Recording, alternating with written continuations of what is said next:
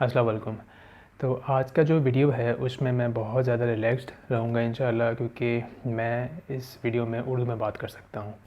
और आप लोगों में से जो मेरा फ़ेसबुक पेज फ़ॉलो करते हैं उनको इस चीज़ का आइडिया होगा कि ऐसा क्यों हो रहा है, क्योंकि मैंने कुछ टाइम पहले अपने पेज पे एक पोल क्रिएट किया था और उसमें फिर ये डिसाइड हुआ था कि जो बुक्स मैं इंग्लिश में रीड करूँगा उनका रिव्यू भी इंग्लिश में होगा, और जो बुक्स उर्दू में रीड करूँगा उनका रिव्यू भी उर्दू में होगा। ये है सीन। इसके अलावा ये डिसाइड किया है कि मैं थोड़ा वीडियो का फॉर्मेट चेंज कर रहा हूँ।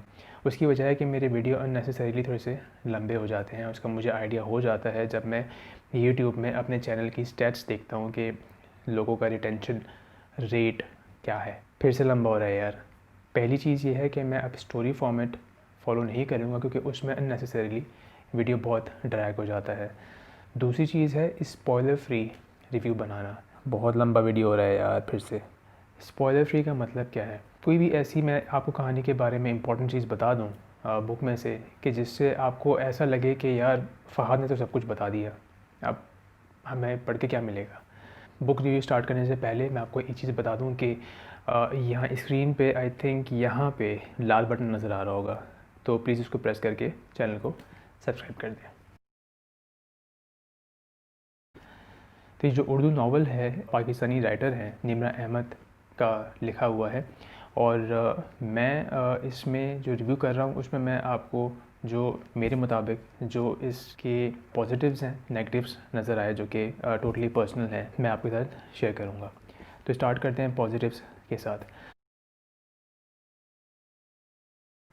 तो इसमें मुझे कम से कम 4 पॉजिटिव्स, 4 अच्छी बातें तो नज़र आईं।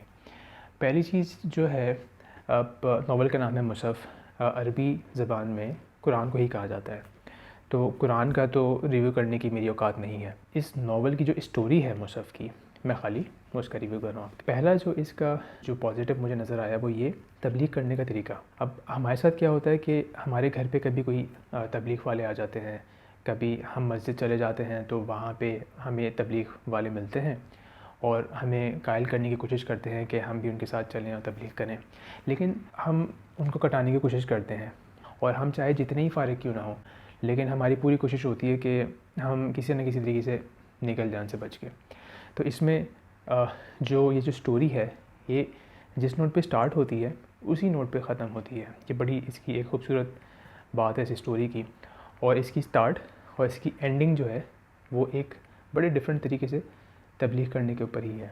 अगेन मैं आपको बता नहीं रहा क्या है तरीका तबलीग करने का, लेकिन बहुत इंटरेस्टिंग है, आपको पढ़ना चाहिए। दूसरा जो मुझे इस स्टोरी के बारे में पॉजिटिव लगा वो ये, जब हम कुरान पढ़ते हैं तो नॉर्मली हमारे घर में यही होता है ना कि हमारे कुछ प्रॉब्लम्स हैं, हमें उसके जो है वो सॉल्यूशंस ढूंढने हैं। आपके जो भी प्रॉब्लम्स हैं, आपको कुरान में जाके कोई स्पेसिफ़िक सूरत और स्पेसिफ़िक सूरत की कोई आयत पढ़ने की ज़रूरत नहीं है। आप इंशाल्लाह रैंडमली जो भी कुरान की आयत पढ़ेंगी, या तो उसी के तर्जुमे में या फिर उसकी जो दलील होती है, वो दलील क्या होती है, वो कुरान और सुन्नत ही होती है, उससे आगे कुछ नहीं होती। तो आपको इसमें ही अपने सॉल्यूशंस मिल जाएंगे। लेकिन इसके लिए एक कंडीशन है, वो ये है कि आपको अपने प्रॉब्लम्स पता होने चाहिए। इसमें आपको खाली इस चीज़ का ख्याल करना है कि आप कॉन्शियसली अपने जहन में अपने प्रॉब्लम को रखें और उसके बाद रीड करें। इंशाल्लाह आपको उसका सलूशन मिल जाएगा। मैं भी इसको ट्राई करूँगा और आप भी इसको ट्राई करके देखें और मुझे बताइएगा कैसा लगता है आपको। तीसरी चीज़ जो मुझे पॉजिटिव लगी इस स्टोरी के बारे में वो थी कि क्योंकि ये स्टोरी एक यतीम लड़की की है, महमल नाम है उसका। उसकी अपने ख़ानदान वालों से नहीं बनती, वो भी उसको तंग करते हैं, शादी के बाद भी उसके साथ मसले मसाइल होते हैं, उसके हस्बैंड के साथ, बच्चे के साथ। जिस तरीके से इसमें उसका जो रिलेशन बिल्डअप होता हुआ दिखाया है अपने बच्चे के साथ, वो बहुत खूबसूरत है। किस तरीके से वो बच्चा उसके साथ वैसे बिहेव करता है नॉर्मली, लेकिन वो क्या करती है कि जिससे वो उसका एक बहुत अच्छा, एक वफ़ादार, एक बहुत अच्छा दोस्त भी बन जाता है। उसका बेटा हुमायूं नाम होता है उसका। ये भी बहुत इंपॉर्टेंट बात है, बिकॉज़ इससे पहले कि आपका बच्चा बाहर जाके कोई उल्टे सीधे दोस्त बना ले, उसको आपकी शक्ल में एक अच्छा दोस्त मिल जाना चाहिए। लास्टली जो इसका मुझे एक पॉइंट नज़र आया जो कि पॉजिटिव है, वो मैं इस वजह से इसको पॉजिटिव समझता हूँ क्योंकि जिस तरीके से उसको सपोर्ट किया गया है एग्ज़ाम्पल दे के, कि कुरान का जो असल फ़ायदा आपको मिलता है ना, वो कहते हैं कि आप कुरान को जितनी दफ़ा पढ़ेंगे आपको हर दफ़ा एक नई तरीके से वो एक नई किताब लगेगी। आप कुरान को पढ़ते हुए कभी बोर नहीं होंगे।